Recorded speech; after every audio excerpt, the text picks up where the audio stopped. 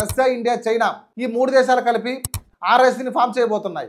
కొద్దిగా ముసుగు తీసి డైరెక్ట్గా చెప్పాలంటే అమెరికా ఆధిపత్యాన్ని తొక్కిపెట్టిన ఆరతీయడమే.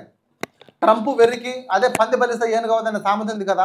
అమెరికా వెస్ట్రన్ కంట్రీస్ మోనోపాలికి ఆల్టర్నేటివ్ ఈ ఆర్ఎస్సి. యాంటీ పోలార్ వరల్డ్ అంటే ప్రపంచ దేశాల మీద అమెరికా ఆధిపత్యం కాకుండా మల్టిపుల్ పవర్ సెంటర్స్ ఉండాలని, terrorism, regional conflicts, global issues మీద కోఆర్డినేషన్ ఉండాలని, ఈ వెస్ట్రన్ కంట్రీస్ డామినేషన్, డాలర్ మీద డిపెండెన్సీ తగ్గించుకోవాలని, alternative financial system, trade cooperation, ఈ బ్రిక్స్ బ్యాంక్కి ఎలాగైతే ఉంటుందో అలాంటిది దీనికి ఒకటి ఏర్పాటు చేయాలని, కొద్దిగా విడమర్చి చెప్పాలంటే ఈ ఆర్ఎస్సి టార్గెట్ ఏంటంటే డాలర్ మీద ఉన్న డిపెండెన్సీ తగ్గించి ప్రతి ట్రేడ్ అండ్ ఆయిల్ డీల్స్ని అమెరికా డాలర్స్ నుండి చేయాలన్న కంపల్సరీని పూర్తిగా తొలగించి ఆల్టర్నేటివ్ ఫినాన్షియల్ సిస్టమ్ని సెట్ చేయాలని, ఎలాగైతే బ్రిక్స్కి ఒక డెవలప్మెంట్ బ్యాంక్ ఉందో ఎస్సీఓకి కూడా అలాంటి బ్యాంక్ ఒకటి ఏర్పాటు చేయాలని, తద్వారా అన్ని ట్రేడ్ ట్రాన్సాక్షన్స్కి ఐఎంఎఫ్, వరల్డ్ బ్యాంక్, యూఎస్ డాలర్పై ఆధారపడకుండా ఎస్సీఓకి ఒక ఇండిపెండెంట్ కరెన్సీ ఉంటుంది.